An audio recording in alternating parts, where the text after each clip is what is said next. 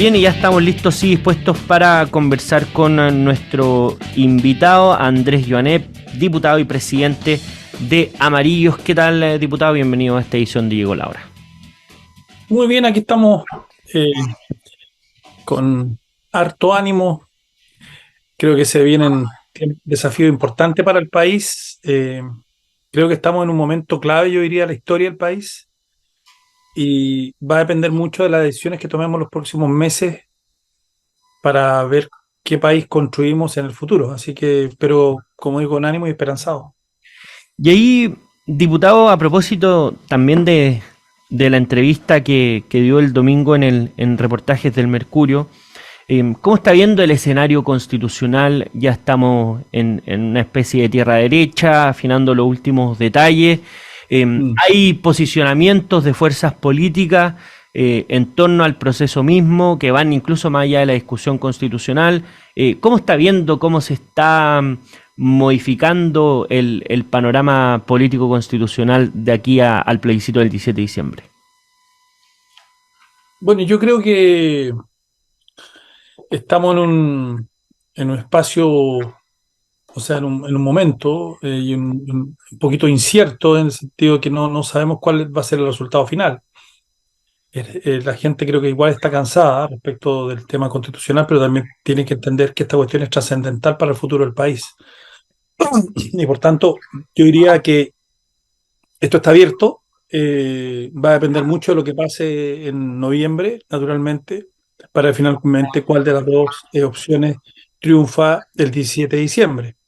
Eh, lo que sí está claro que este proceso se cierra, por lo menos para mí, se cierra el 17 de diciembre, porque no podemos seguir con esta incertidumbre que genera una discusión constitucional. Yo creo que mucho del problema económico que tenemos en el país, una parte tiene que ver con eso, la otra fundamentalmente por una instalación de una irresponsabilidad que hubo en el país de que no había pasado nada en estos 30 años y quedó como una cuestión instalada. Y la verdad que eso le ha hecho mucho, mucho daño a, a los avances sociales, políticos y económicos del país.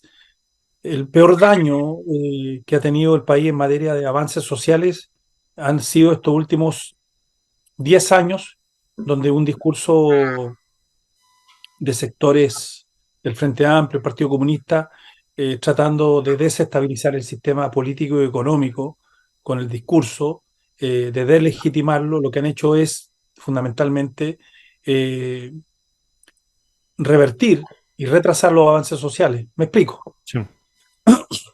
Nosotros hoy día, mucha gente está sin vivienda, sin lugar a dudas, y necesita subsidios. Pero los subsidios habitacionales no caen del maná del cielo. Yo soy una persona, soy católico, etcétera, pero entiendo que el concepto del maná del cielo es distinto, ¿no? Tiene que ver con los talentos y otras cosas. Y por tanto, al no haber inversión, cuando todos los años de Chile salen 20.000 millones de dólares para afuera, implica que tenemos menos impuestos, simplemente. Este presupuesto, que además se endeuda, es una expresión de eso. Al no haber crecimiento, hay menos puestos de trabajo, hay menos impuestos, y por tanto el Estado tiene menos dinero para políticas sociales. Y por tanto la gente tiene que seguir esperando. Entonces, eh, quienes han dinamitado este sistema han sido los que están gobernando hoy día y se dan cuenta, o una parte de los que están gobernando, una parte, y se han dado cuenta que para gobernar se requieren recursos. No es solamente de meter platita y hacer como lo hacen en Argentina, Mm. hacer que se impriman billetes, porque eso no funciona.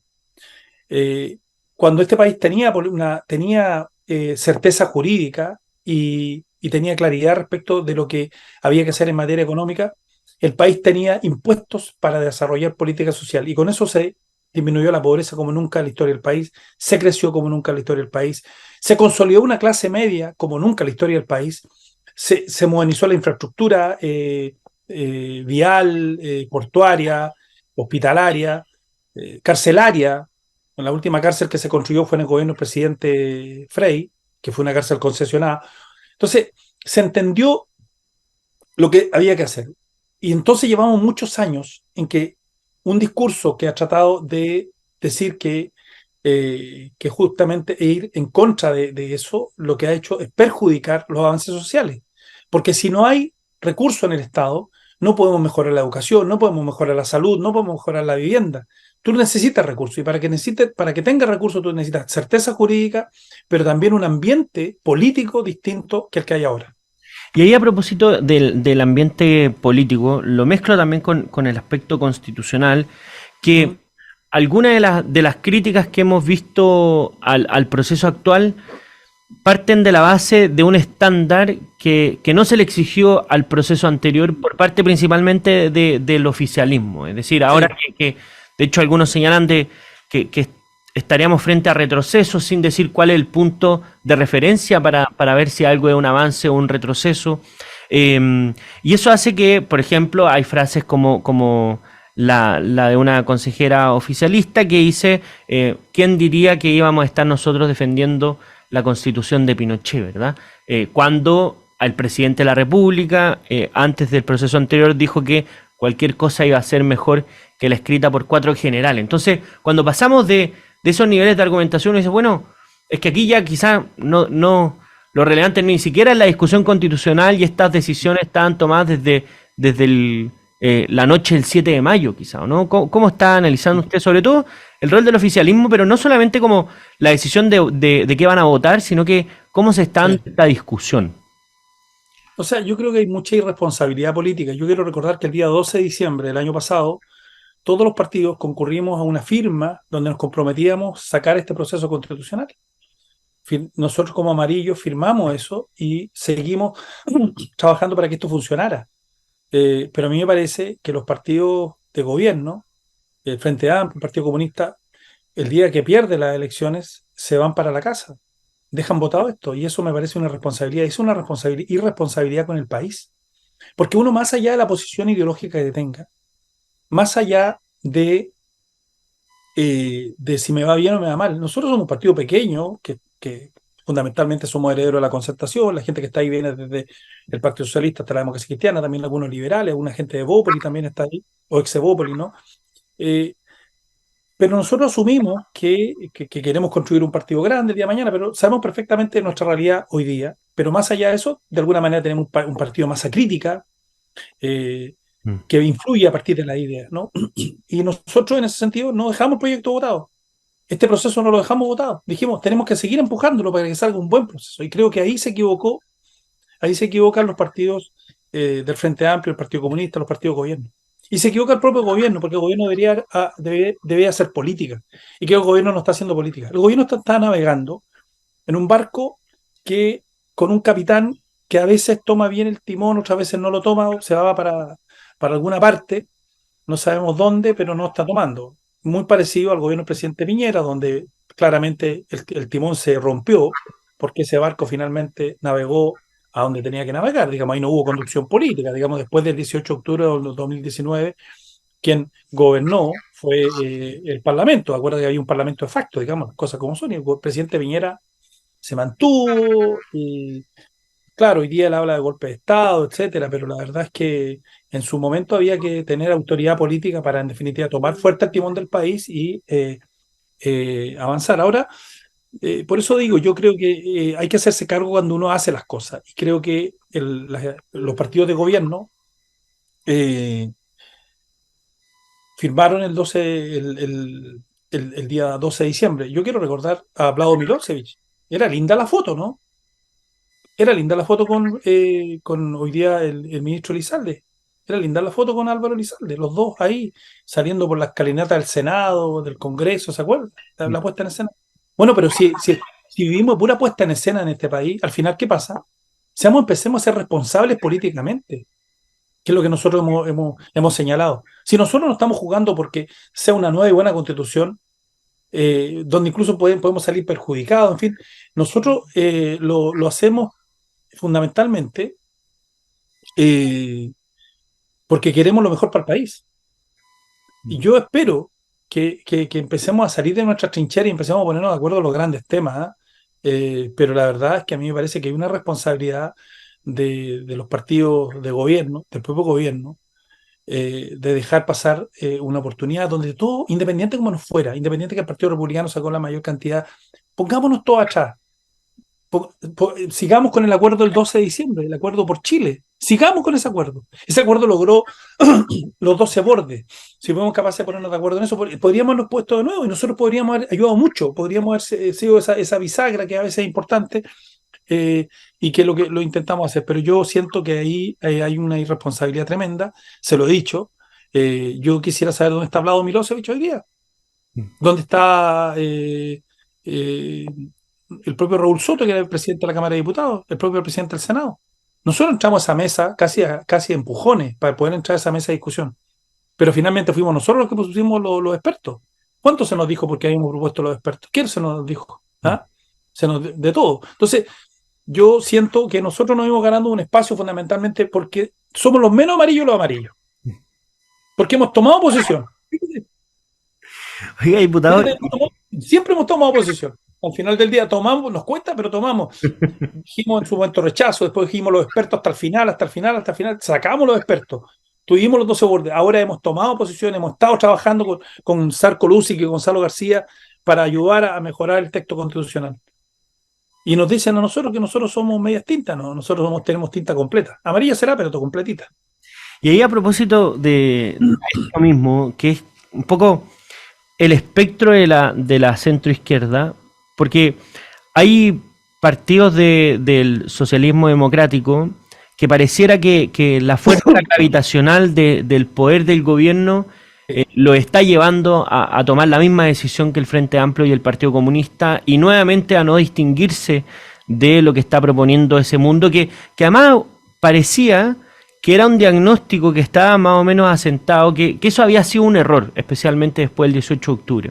Hoy día pareciera que se vuelve a esa idea, sobre todo cuando se da esta señal de que van a ir juntos en la elección municipal, que uno podría decir, bueno, eso tendría lógica, pero cuando se anuncia antes del plebiscito, quizás es bastante impensado que van a dividir o tomar decisiones distintas en algo tan elemental como un plebiscito constitucional y después ir juntos en una elección municipal. Entonces, ¿qué le está pasando a ese mundo ahí? Sobre todo porque está en el gobierno, pero cuando hay que distinguirse tiene dificultades importantes.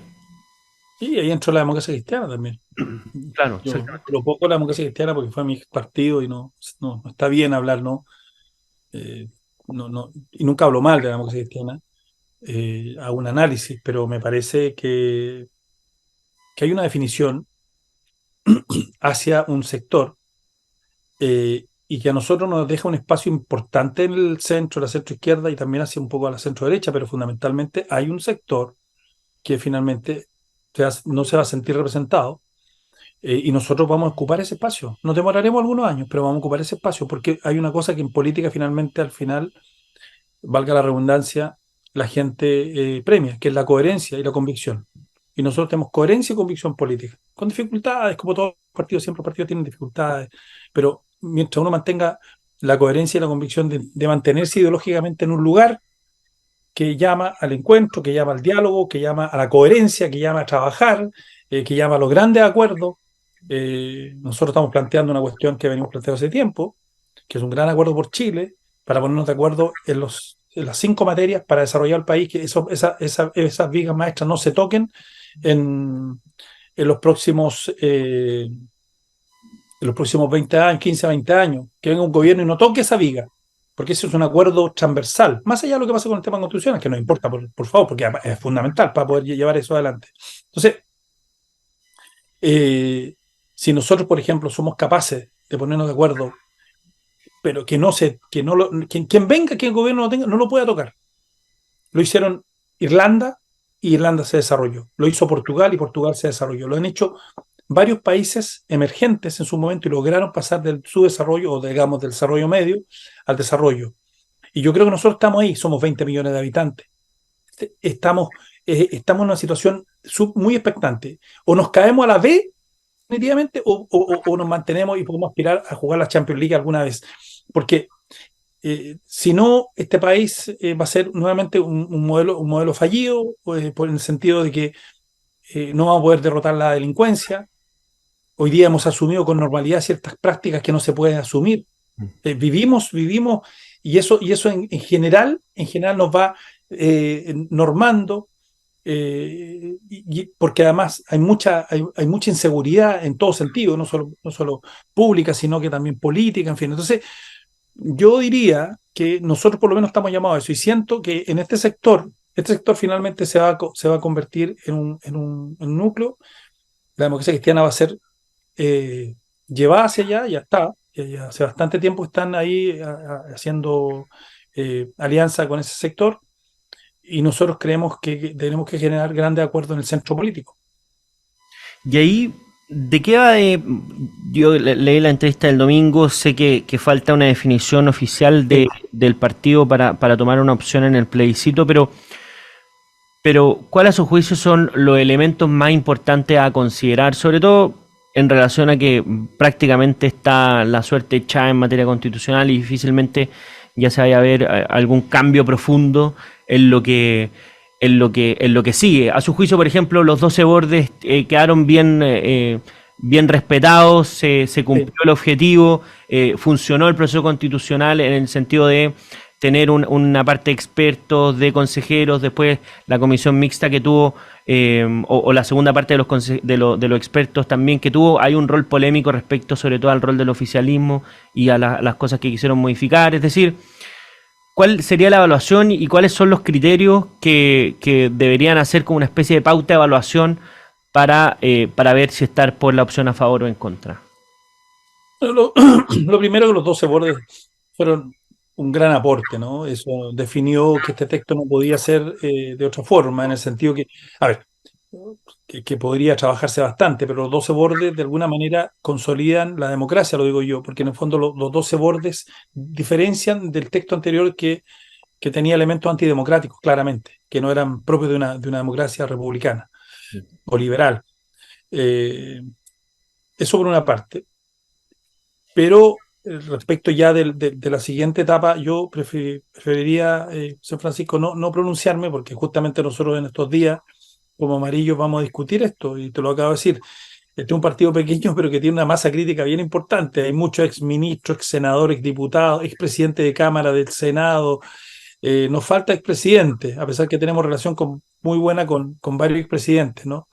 De todos los partidos, pero no milita ninguno. Entonces, tenemos debates de buen nivel, y hay gente de todos los ámbitos, mis dirigentes sociales, etcétera. Entonces, todo eso confluye a que tengamos buenos debates, y vamos a sacar nuestra decisión, que seguramente puede que sea no por unanimidad, pero no lo vamos a votar seguramente, pero va a ser una decisión donde se va a tomar el ambiente, de cuál es el ambiente en que Amarillos cree que debe abordarse la decisión del 17 de diciembre. Mm. Bueno, y perdón, a propósito de una cosa más bien contingente, pero quizás tiene una opinión al respecto sobre otro tema, ¿verdad? La decisión de Miguel Crispi de ir finalmente a esta comisión investigadora, Sí. pero solamente en calidad de subdere. Después la comisión investigadora le dijo que va en calidad también de jefe de asesor del segundo piso. Las ideas que ha tenido el ministro de Justicia, de decir, mira, aquí pareciera que hay una especie de protección tácita a la presidencia de la República en base a lo que ha pasado el último tiempo. ¿Cómo está viendo ese punto importante y si, tal como dijo el presidente de la Cámara, estaría afectando la independencia del Poder Legislativo en este caso? Bueno, yo soy miembro de esa comisión investigadora, eh, y he estado en el debate, naturalmente, y yo ayer lo señalé. Bueno, lo primero aquí, y lo he dejado clarito: nadie quiere tocar a la Contraloría. Yo no tengo ese problema. Yo he interactuado con el Contralor, lo encuentro una buena persona, etcétera. Me parece muy bien. Pero aquí el rol de la Contraloría en todo este proceso ha sido, eh, no sé, pésimo. No sé cómo definirlo. Mm. Malísimo. Entonces, si llegamos a este nivel, es que tenemos un problema de Contraloría tremendo. Un problema de Contraloría. Y si no, entonces, bueno, porque la Contraloría ayuda a modificar la ley. O sea, la Contraloría no puede levantar las manos, es que la ley nos permite tal cosa, no. Entonces no, ¿para qué tenemos la Contraloría? Es un perro sin dientes. Entonces, ¿para qué tenemos? En algunos casos la Contraloría hasta el final. Y yo te voy a dar un ejemplo. Yo le pedí a la Contraloría hace bastante tiempo, hace 3 meses atrás por lo menos, que viera una licitación que se le hizo a una consultora Chicahual Limitada, en que se constituye el 1 de febrero de 2023 y el 28 de febrero, 27 días después, sin tener oficina, sin tener profesionales, sin tener experiencia, se le pasan 80 millones de pesos. Y a 3 meses después se le habían pasado, 4 meses después se le habían pasado, no, 3 meses después, 440 millones de pesos. Yo todavía no tengo respuesta a la Contraloría. Y eso que fui a hablar directamente con el Contralor. Entonces, ¿qué? ¿Tengo que esperar qué? Entonces, primero hay un tema de la Contraloría. Después la Contraloría viene, se sienta en la mesa, el Contralor da una cantidad de ideas por sobre, ¿no? Y dice, no, Crispi también. Y todo. ¿Usted qué? Está bien, pero sí es re fácil. ¿Cuándo la Contraloría va a empezar a actuar? Va a empezar de verdad a hacer Contraloría. Eso es lo primero. Lo segundo, en el caso de Crispi, me parece tremendo que Crispi haya involucrado a un ministro de Justicia, un muy buen ministro de Justicia. Yo tengo un muy buen ministro de Justicia. Yo creo que él está muy comprometido trabajando. Involucró a un ministro de Justicia. Lo metió a la chapucería. Crispi metió al ministro de Justicia, un tipo que está dedicado hoy día a la construcción de cárceles, etcétera, a mejorar lo metió en la chapucería. Metió al presidente, al jefe de Estado. Nuevamente el presidente se olvidó de ser presidente y volvió a ser dirigente estudiantil. Por eso digo que este capitán de repente como que se nos va. A veces sí toma el timón, otras veces se nos va. Y lo hace. Y el presidente se equivoca. Porque aquí hay presidentes de la República que han logrado ser presidente y que han tenido altura y que han tomado decisiones difíciles. Por ejemplo, Eduardo Frei Ruiz-Tagle, cuando su ministro Interior va a votar con su carnet de conducir, vota y finalmente, que era amigo íntimo del presidente, tiene que renunciar al Ministerio de Interior por un detalle, si tú quieres. No había cometido una falta, pero en definitiva, el ministro había cometido un error y no debió haber votado así, porque tenía votado en el carnet. Pero inmediatamente renuncia Carlos Figueroa. Y no tuvo premio ni una cosa, renuncia. Ahí estamos hablando de un presidente de verdad. Esos son presidentes de verdad. Entonces, cuando un presidente, por ayudar a cerrar filas con el amigo, lo sigue protegiendo, le pone al ministro de Justicia, me parece gravísimo. Y ahora cuando venga Crispi la próxima semana, la subsiguiente, yo se lo voy a señalar. Tienen que entender que la política, el estándar político, el estándar de la ética política, no es el que ponen ellos, porque el que ponen ellos es muy bajo. El que ponen ellos es el mismo que propuso su líder, que dijo que donaba la mitad del sueldo, donaba la mitad del sueldo, perdón, y no, pues la guardaba, además con intereses, que además son los mismos que en la Municipalidad de Providencia, cuando tenía la Corporación de Desarrollo, hay una condena a uno de los dirigentes del Partido de Revolución Democrática, ¿ah? De la justicia. Son los mismos que estuvieron en las apuestas ilegales del tenis. Son los mismos que cuando hacían rendiciones, Revolución Democrática hacía rendiciones de tragos. Cuando hacía sus fiestas, ponía las rendiciones, los tragos. Y el CERVEL le decía, oiga, no puede hacer esto. Y volvían a hacerlo. Entonces, el estándar ético público, que ellos dijeron que ellos tenían un estándar moral muy distinto, la verdad que no es así. La verdad que estos son unos niñitos, perdona que te lo voy a decir así, unos niñitos, muchos de situación del Red Set bien acomodados, lo voy a decir así, que han estudiado en colegio, etcétera, y de ahí van a la política. O sea, no saben lo que es pagar una cuenta de gas, no saben lo que es tener una deuda, no saben lo que ir a DICOM. Esa es su realidad. Y desde ahí moralizan la política y la ética. Y mira cuando en definitiva uno los llama desde una institucionalidad, la vulneran. Lo que ha hecho Crispi es vulnerar un poder del Estado y vulnerar la democracia. Lo dije el otro día en la comisión. Él vulneró la democracia, siendo que fue diputado. Bueno, clarísimo el análisis entonces del diputado Andrés Joanet, presidente de Amarillo por Chile. Muchas gracias, diputado, por habernos acompañado. Que esté muy bien. Chao, José Francisco. Muchísimas gracias. Un abrazo.